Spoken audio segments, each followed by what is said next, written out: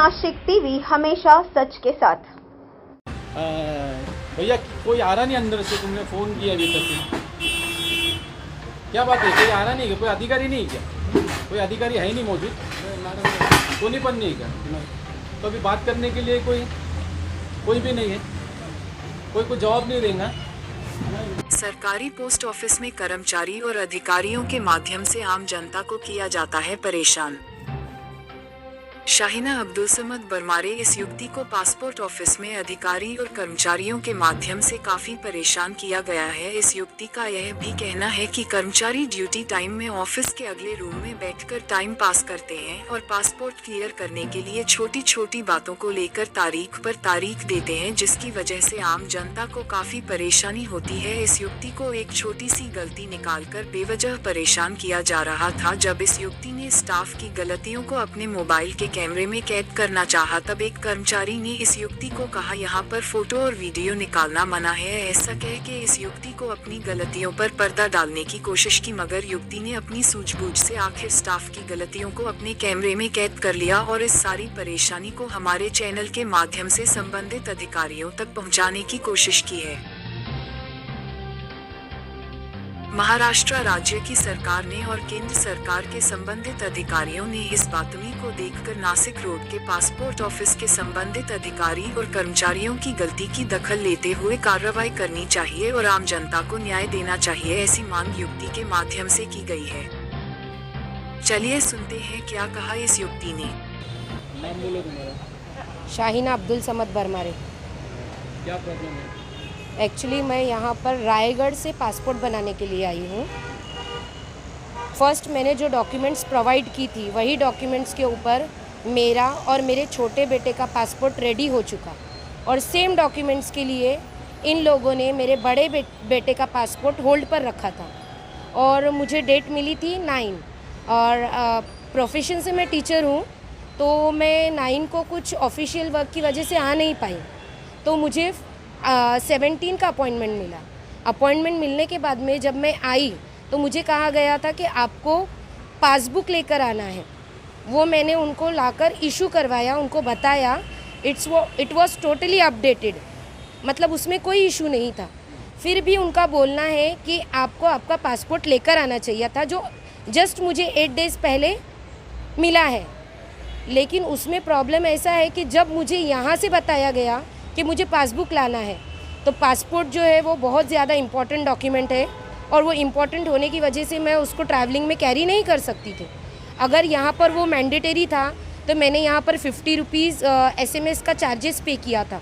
तो अगर ये इतना ही मैंडेटरी था तो यहाँ के अथॉरिटी का काम है कि वो हमको मैसेज करके वो चीज़ हमको बताए कि आपको पासपोर्ट भी साथ में लेकर आना है। मुझे नहीं, आते टाइम जो आपको गाइडलाइन किए थे उसमें बताया नहीं था कि पासपोर्ट लाना कंपलसरी है, ऐसा मुझे बताया नहीं गया था। लेकिन यहाँ पर आने के बाद में मैं यहाँ पे एग्जैक्टली 2 बजे ऑफिस में इंटर हुई। इंटर होने के बाद में यहाँ पर मुझे एक काउंटर से दूसरे काउंटर पर, दूसरे काउंटर से तीसरे काउंटर पर, डायरेक्टली मैं रायगढ़ से यहाँ पर आई हूँ। मेरे साथ में एक 6 साल का बच्चा है और मेरा टाइम मिस ना हो इसके लिए मैं बच्चे को बिना कुछ खिलाए डायरेक्टली यहाँ पर आई, क्योंकि इनके रूल्स फॉलो करना था।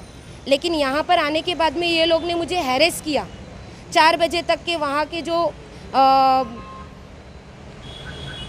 लोग बैठे हुए गेट पर, वो मुझे बोल रहे हैं कि आप यहाँ से बाहर नहीं जा सकते हो जब तक आपका काम पूरा नहीं हो जाता।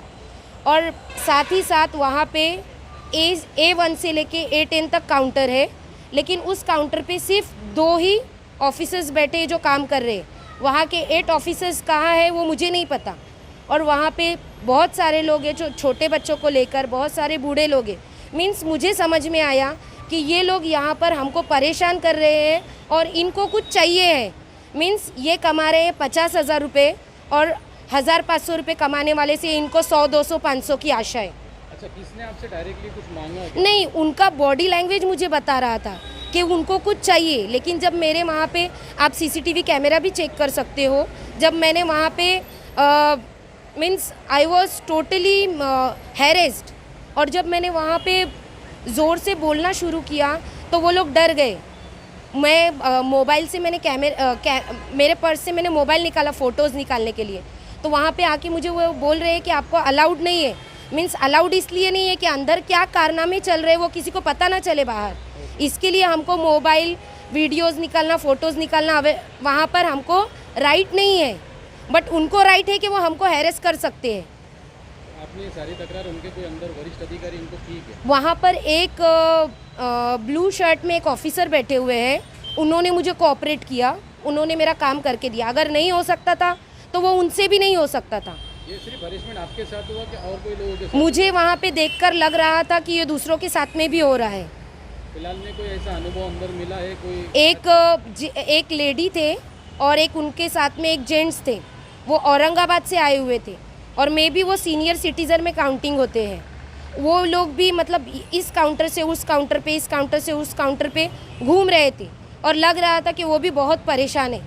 टोटल कितने काउंटर चालू थे? वहाँ पे सिर्फ 2 काउंटर्स चालू थे। और बाकी स्टाफ एक रेस्ट रूम है जहाँ पे पब्लिक को जाना अलाउड नहीं है, रेस्ट्रिक्टेड जोन लगा हुआ है वहाँ पर, और बाकी स्टाफ वहीं पर ही बैठा हुआ था। अच्छा, मतलब स्टाफ पूरा अंदर बैठा था और काउंटर पूरे खाली थे? खाली